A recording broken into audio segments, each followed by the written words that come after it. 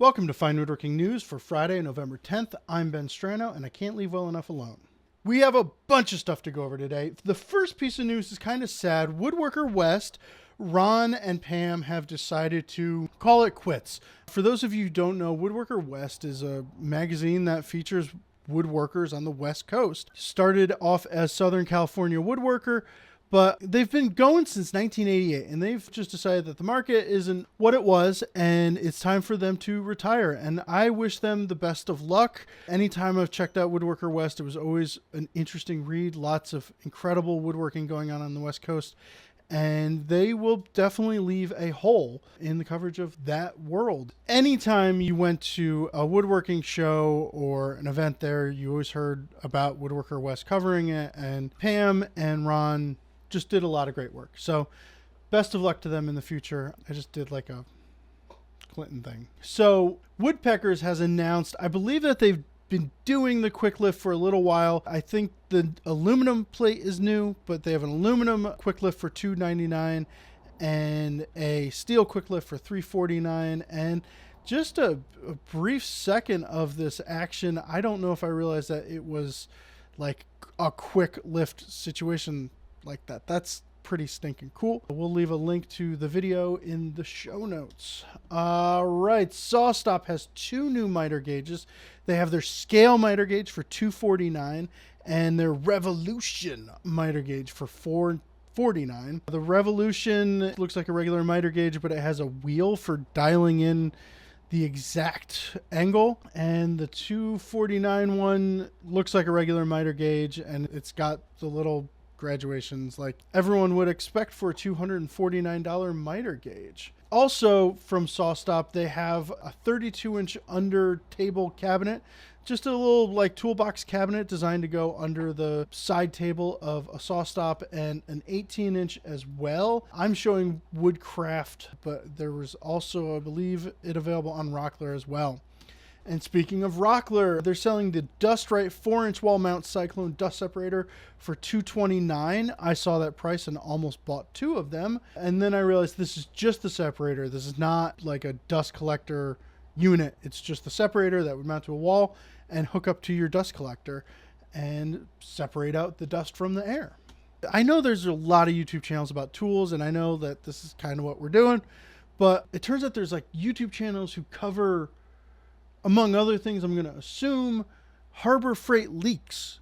Like they have like inside information from Harbor Freight people, and somebody sent me a link to a YouTube channel that was confirming what I thought last week, that there is a new Bauer lathe coming out. That's been leaked, I guess. I did have to jump on them by one day, just armed with my cunning. This is just a strange world that we live in where there's like Harbor Freight leak news, but cool, I guess, right? Bauer has a 6-piece lathe chisel set. Some of these are gouges, not just chisels.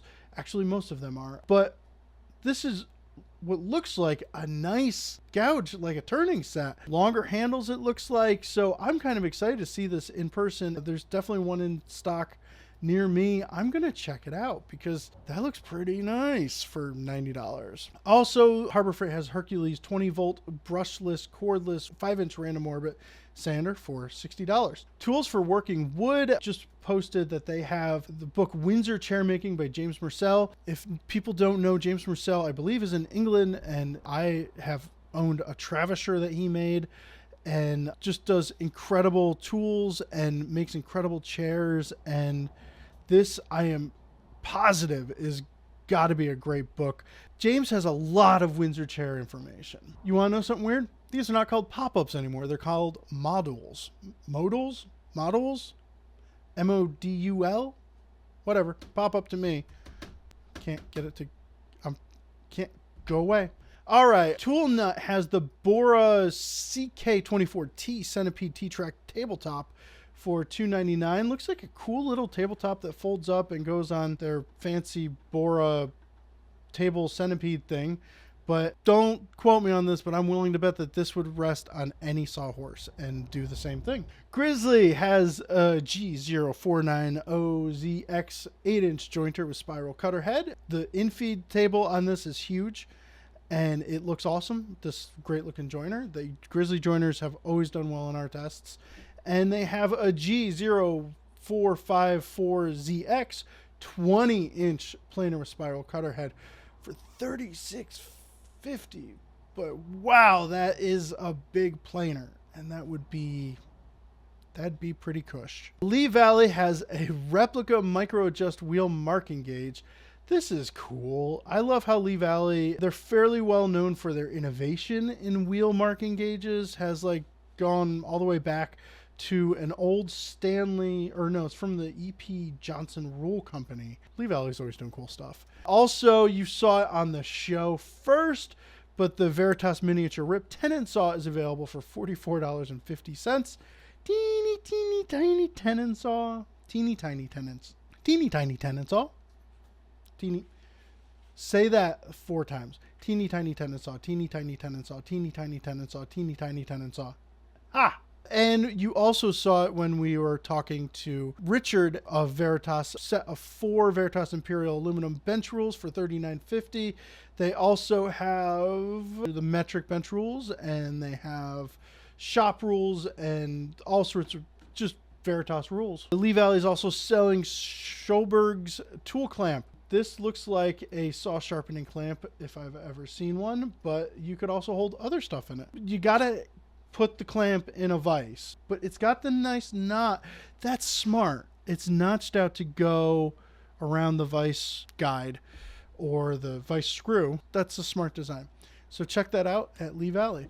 Also, Woodcraft, going back to Woodcraft, their new products page. I can't be the only one who thinks that these look like, I don't know how to not make it look this way, but these look like, you know, police lineup photos to me, and they always make me giggle when people take photos of lumber because I just think that that wood did something bad. Spalted hackberry and all sorts of olive wood and bocote and Patagonian rosewood and all sorts of stuff. But also they have, I haven't seen this before, American birch plywood from Woodcraft Wood Shop. I would assume Woodcraft is Woodcraft's wood shop. But here's like a 48 by 48 sheet of birch ply for $88. It doesn't look like a Baltic birch replacement, but I want to see it.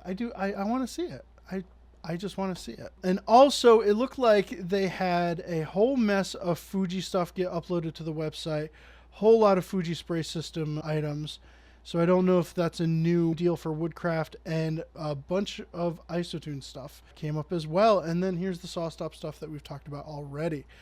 And last but certainly not least, I feel stupid about this one because they were right behind us. New Concepts was right behind us at the Handwork show in Amana, Iowa. Anytime I went to our booth, I never got further into the room because I kept getting distracted at our booth or working our booth. But I really wish I had seen this. They have the compact marquetry saw, and this is just basically, it's like a little saw holder thing that holds a New Concept saw at the perfect angle, whatever you need it set to. And the bird's beak thing, if you're way into hand sawing marquetry, very, very cool item. New Concepts always making awesome stuff, and they've made a bigger version of this thing before, so check it out. The links at the website and all of that stuff. So that's it for woodworking news. If you think we missed anything, if you think we need to be covering something else, please leave a comment below, or you can send in things to woodworkingnews@taunton.com. And as always, just thank you to everyone out there who is a Fine Woodworking Unlimited member or a Fine Woodworking subscriber. Y'all make all of this stuff go. I mean, it's obvious that we're not a huge YouTube channel or anything.